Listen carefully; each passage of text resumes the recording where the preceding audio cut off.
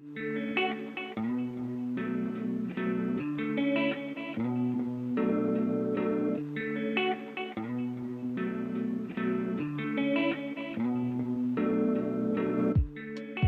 morning, everybody. Morning, Eric. Actually, it's not morning now. We had a little problem recording the session this morning, so it's actually August 19th in the afternoon. So we're going to re-record. Want to make sure that those of you who like to tune in when you have time are able to do that. Anyways, we usually talk about the weather. Eric, here on the East Coast in Long Island, we just keep having thunderstorms. I know you recently moved from Brooklyn to Santa Monica, and I presume your weather is perfect. Yep, no storms, and not for the foreseeable future. Okay, well, so you've just opened up the West Coast office of Yardeni Research. Maybe we'll all move there. Well, look, without further ado, there are a couple of things we want to cover here. One of the issues that we've addressed of late is the weather. Speaking of the weather, and what we've observed is that the employment numbers that came out on August 2nd was weak. Everybody saw that. But it appeared as though the instant reaction of the market was to sell on the idea that maybe a recession really is out there. Well, we looked at the numbers carefully, and we really believe that weather really did depress employment. And we've had confirmation of that. For example, last week on Thursday, retail sales came out, and we saw that while that looked overall quite strong, there was a kind of an aberrational problem with the way they recorded for autos. So it wasn't that strong. But the real confirmation in retail sales was we did see a strength in housing-related building materials.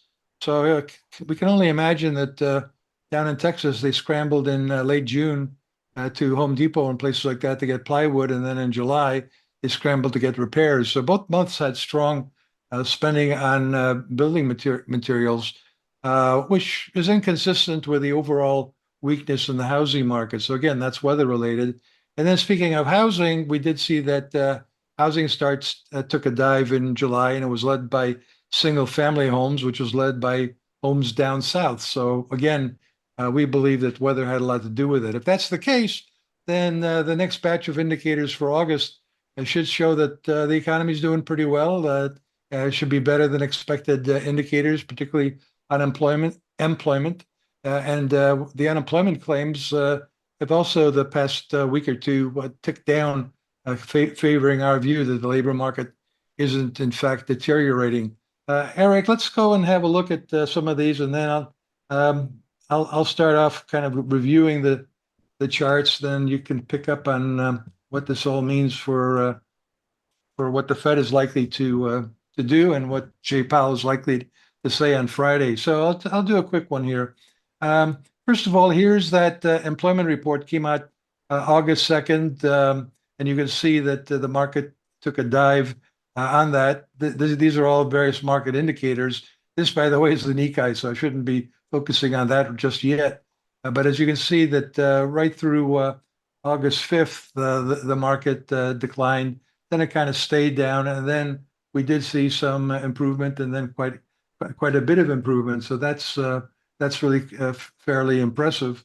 And then, as you can see in this chart, the Nikkei is the chart that really took a big drop, and that was related to carry trade. So coincident with concerns about a recession occurring, we also had a carry trade scare, and those things kind of reverse. Well, let's skip these because this is the one that we focused on after the employment report came out to show that the weather did indeed have an impact on employment. The problem is this shows weather impacted employment. That doesn't mean that they're unemployed.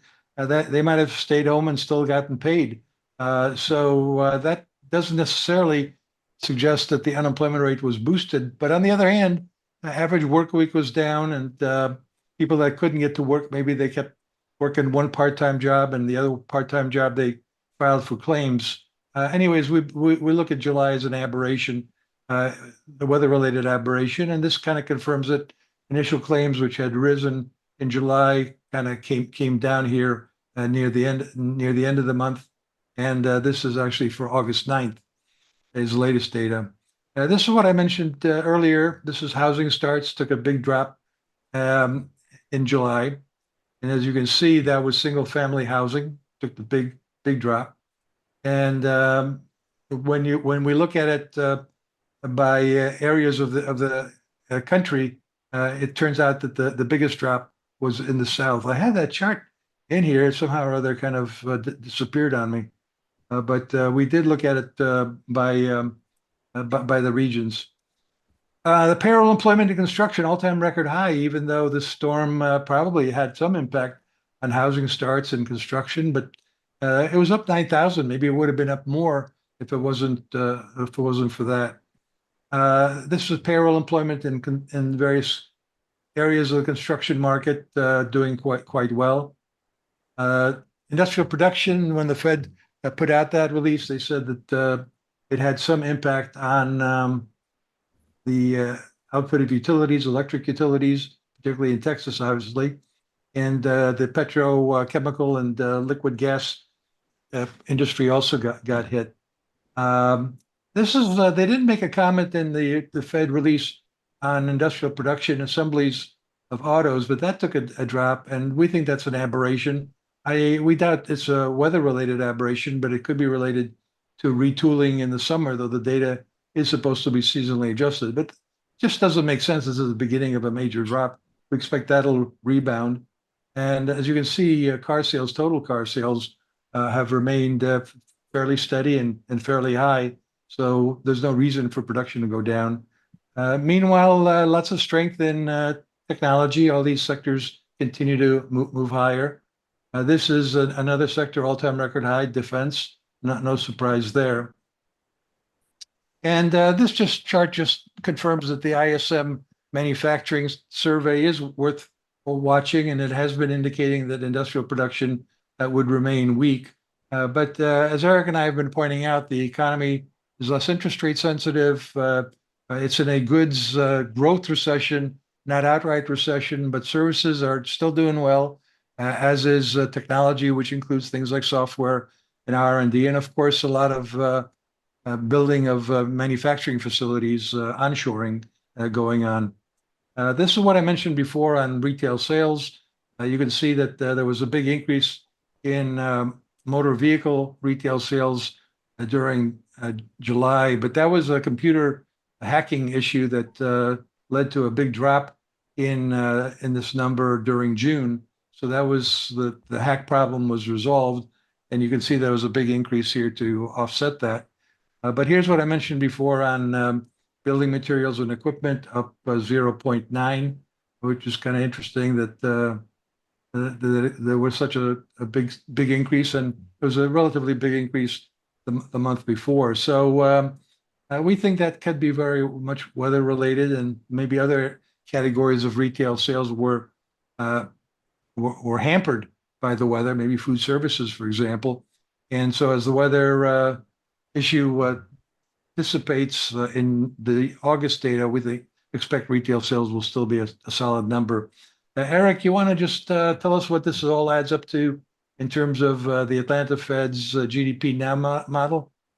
Yeah, so we're coming off 3.1% year-over-year growth in Q2, and already out of the gates, GDP Now for Q3 started out above 2%, and in real final sales is still above 2%. Early on, it tends to react pretty heavily to the goods producing sector. So industrial production was notably weak, as we mentioned, because of the weather. Housing starts also pretty depressed from the weather, and GDP Now sank a bit, but still above 2% when it's not even factoring in a lot of services production. So the economy is still growing at a pretty solid pace, all things considered. Yeah, I think we've observed that the GDP Now model obviously reflects the economic indicators that are available to the people who feed the model. And a lot of them tend to be goods related. So it may not be a completely relevant because it is missing. For example, there's nothing in here for software or R&D, and those have been very important segments of the economy. This is our story on the Citigroup Economic Surprise Index. So it has been weak, and especially in July.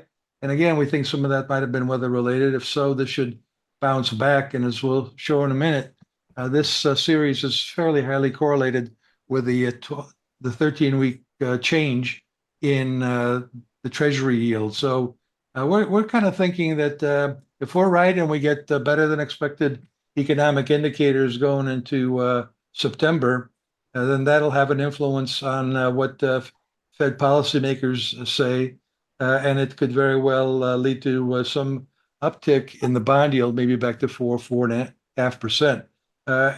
Eric, given that our stance is that we could get upside surprises on the resilience of the economy here, what do you think Volcker's going to Volcker? I must be tired, or else you can tell that I'm losing it. But no, let's do Powell. Let's try Powell. I won't go through all the other names. What do you think Powell's going to say on Friday? Yeah, I mean, I think he's going to talk tough, especially against these pretty Boolean or overly hopeful rate cut expectations priced into the futures market. Got up to, eight cuts or 200 basis points of cuts over the coming year and 100 to 125 bips over the next 6 months. I think that's definitely pushing it. We're in the camp they'll do 25 basis points in September and probably stand pat through the end of the year. This is something that we've gotten used to over the past year plus. The futures market gets ahead of themselves. The Fed worries about overly loose financial conditions and then kind of talks the hopes right out of them. So I think this is definitely a little over their skis. Yeah, what's different this time, of course, is everybody seems to agree that inflation really has come down and it has a Mhm. good chance of getting down to 2%. So that kind of raises the theoretical issue of should the Fed lower interest rates just because if they don't, the real federal funds rate goes up. And we've pointed out before that the concept of a real federal funds rate is a very odd one to take an overnight lending rate and inflation adjusted using the year-over-year percent change in the CPI. It's not clear what that variable is. I mean, it's not clear that anybody in the economy actually changes their behavior based on that. Maybe real bond yields, but the real Fed funds rate is not really relevant in our opinion.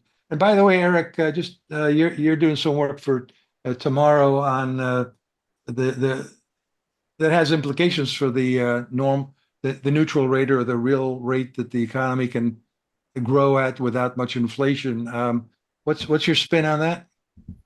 Yeah, no, I mean, I think whether we don't exactly target R star here, but all things kind of point to neutral rates being higher now than they were before the pandemic. So these kind of expectations baked in that the Fed is going to cut so swiftly, it just doesn't seem like it'll be the case. And I think, the Fed is definitely mindful of what happened with the carry trade unwinding.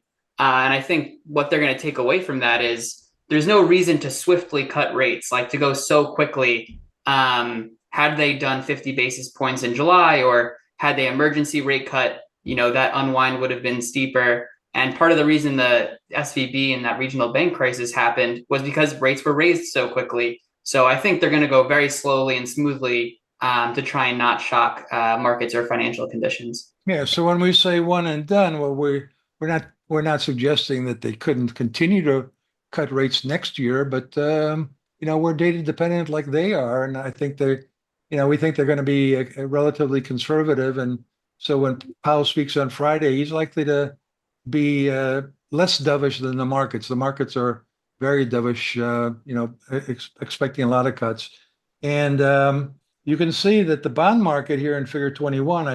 I promised you another version of this chart. And this again is the Citigroup Economic Surprise Index. I don't know what's going on with me today. I've got all this nostalgia for Volcker and Citibank. Citigroup Economic Surprise Index versus the 10-year Treasury bond yield using the 13-week change. And it's not a perfect correlation, but generally speaking, bond yields tend to go down when the CESI has turned negative and is getting more negative, and we're postulating here that the CESI is going to go still higher. So that kind of covers it for what we wanted to bring you up to speed on. Eric, thanks for joining me. Thanks for those of you who are tuning into our weekly webinars. Have a good week. Thank you. Ed, have a good one, everyone. You too.